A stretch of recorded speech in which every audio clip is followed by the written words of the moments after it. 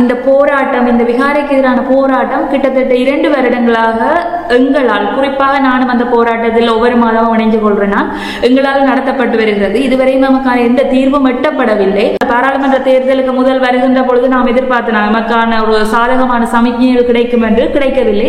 சரி, இந்த முறை ஒரு டிசிசி மீட்டிங்கு வரைக்குள்ள நாங்கள் பல தரப்பிலையும் நாங்கள் பேசியிருந்த நாங்கள், ஆளுநர்கிட்ட முறையிட்டிருந்த நாங்கள், ஆளுநர் எங்களோட சந்திச்சு கதை கேட்க எங்களுக்கு சாதகமாக தான் பதில் சொல்லியிருந்தது. இது ஒரு தீர்க்கப்பட வேண்டிய விஷயம். என் போன முறை டிசிசி மீட்டிங்ல கூட திரு கஜேந்திரகுமார் பொன்னம்பலம் அவர்கள் எங்களது பிரதிநிதியாக எமது பிரச்சனையை கொண்டு சென்றிருந்தார். அந்த இடத்துக்கு, அந்த இடத்துக்கு கூட கௌரவ சந்திரசேகரன் அவர்களால் கூட இது தவறான கட்டடம் எனில் அது அகற்றப்பட வேண்டும் என்பது கூறப்பட்டிருந்த விஷயம்.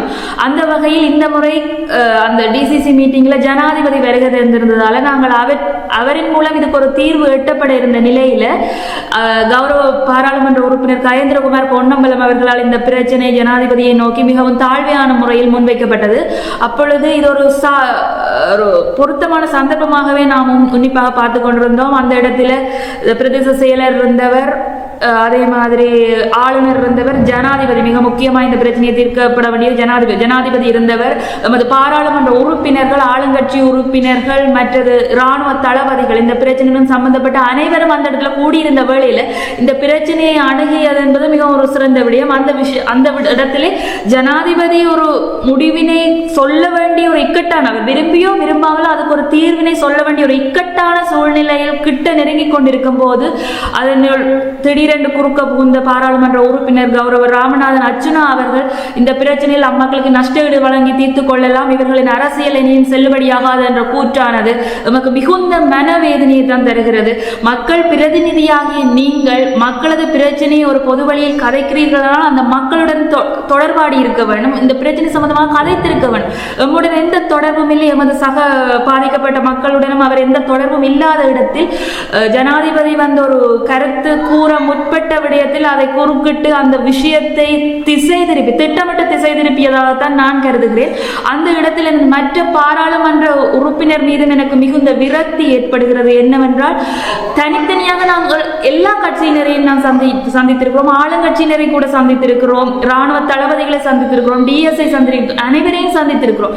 அனைவரும் நமக்கு தனித்தனியாக சந்திக்கும் பொழுது இது உங்களுக்கு நடந்தது மிகப்பெரிய அநீதி என்றும், பௌத்த மதகுருமார்களை கூட சந்தித்திருக்கிறோம், அவர்களும் சொல்லியிருக்கிறார்கள் உங்களுக்கு நடந்தது மிகப்பெரிய அநீதி, உண்மையான பௌத்த மதத்தை பின்பற்றும் எவரினாலும் இவ்வாறான ஒரு அநீதியினை கொண்டு செல்ல முடியாது, இது உங்களுக்காக தீர்க்கப்பட வேண்டிய விஷயம், நாங்கள் ஜனாதிபதியுடன் இது சம்பந்தமான அழுத்தங்களை பிரயோகிப்போம் என்று தனித்தனியாக கூறிய அனைவரும், ஆளுங்கட்சி உறுப்பினர்களோட இது உங்களுக்கு தீர்க்கப்பட வேண்டிய விஷயம் தான், நாங்கள் ஜனாதிபதியுடன் கொண்டு செல்வோம் என்று கூறியவர்கள் நேற்று அந்த ஒருங்கிணைப்பு குழு கூட்டத்தில் திரு கஜேந்திரகுமார் பொன்னம்பலம் அவர்கள் அந்த விஷயத்தை முன்வைக்க கட்டாயம் அவருக்கு பக்கபலமாக கதைத்திருக்க வேண்டும். திரு அர்ச்சுனா ராமநாதன் அவர்கள் குறுக்கிடும் பொழுது கட்டாயம் அனைத்து பாராளுமன்ற உறுப்பினர்களும் அந்த இடத்தில் அந்த விஷயத்தை முன்வைத்திருக்க வேண்டும். அந்த மக்கள், பாதிக்கப்பட்ட மக்கள், அவர்களுக்கான தீர்வு வழங்கப்பட வேண்டும் என்ற விஷயத்தை ஒருமித்த குரலாக அந்த இடத்தில் முன்வைத்திருந்தால் எமக்கு ஜனாதிபதி அனுரகுமார் திசாநாயக்க அவர்களின் வாயினால் ஏதாவது ஒரு உறுதிமொழியோ ஏதோ ஒரு தீர்வு திட்டமோ ஒட்டியிருந்து நாங்கள் அடுத்த ஸ்டெப்புக்கு போயிருக்க முடியும். ஆனால் இந்த விஷயத்தை கௌரவ ஆளுநர் அவர்களும் அந்த இடத்தில் ஜனாதிபதிக்கு ஒரு சந்தர்ப்பத்தை கொடுத்திருக்கலாம். இந்த பிரச்சனையை நீங்க எவ்வாறு தீர்க்க போறீர்கள் என்ற ஒரு கேள்வியை தானும் எழுப்பி இருக்கலாம். மக்களுக்காக தெரிவு செய்யப்பட்டவர்கள் மக்களின் சார்பாகத்தான் மக்களின் உண்மை பிரச்சனையை அறிந்துதான் வாதாட வேண்டுமே ஒழிய அவர்கள் தாம் அரச பக்கம் என்று செயலாற்றுவது மிகுந்த ஒரு மனவேதனையை தான் உருவாக்குகிறது. இந்த இடத்துல அர்ச்சுனா ராமநாதன் விஷயத்தை திசை திருப்பியது மட்டுமல்லாமல் மற்ற பாராளுமன்ற உறுப்பினர்கள் டிஎஸ்ஆர்கள் இந்த இடத்துல வாய் திறக்காம விட்டது மிகப்பெரிய பிள்ளையாகத்தான் நான் கருதுகிறேன். இந்த இடத்துல நீங்க இது ஒரு கட்சி பிரச்சனையாக பார்க்க கூடாது. கட்சிக்காகத்தான், அரசியல்வாதி என்றது மக்களுக்காகத்தான். மக்களுக்காக அந்த இடத்துல ஒரு பிரச்சனைக்கு ஒரு அரசியல்வாதி வந்து நிக்காத அரசியல் என்று சொல்லி கதைக்கிறது நான் எந்த விதத்திலும் ஏற்றுக்கொள்ள மாட்டேன்.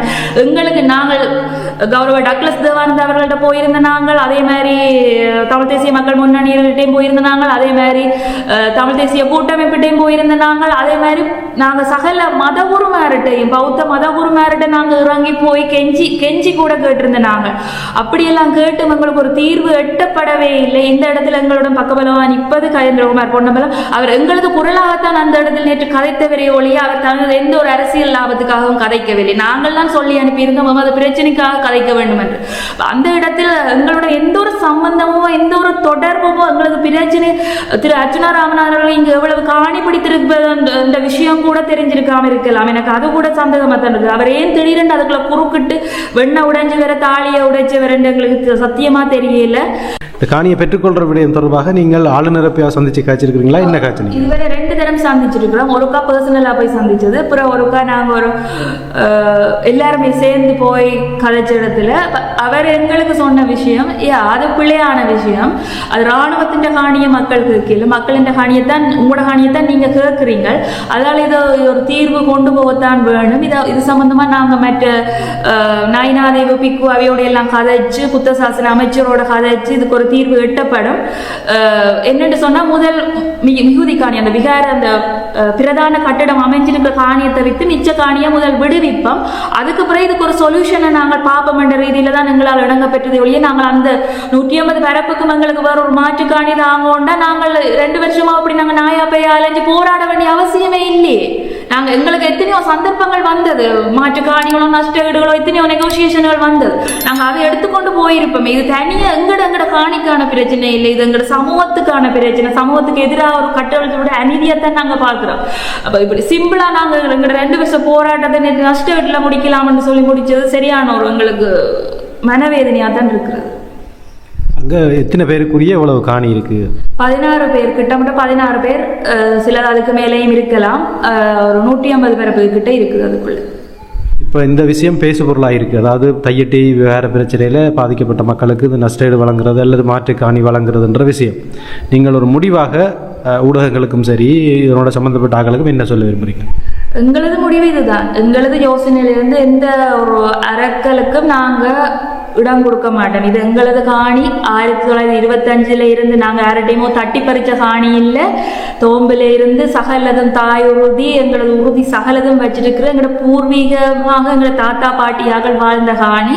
இந்த காணியை நாங்கள் யாருக்குமே விட்டு கொடுக்க வேண்டிய அவசியம் இல்லை. எங்களோட காணி எங்களுக்கு வேணும். வேற மாற்று காணிக்கு நாங்கள் சம்மதிக்க மாட்டோம்.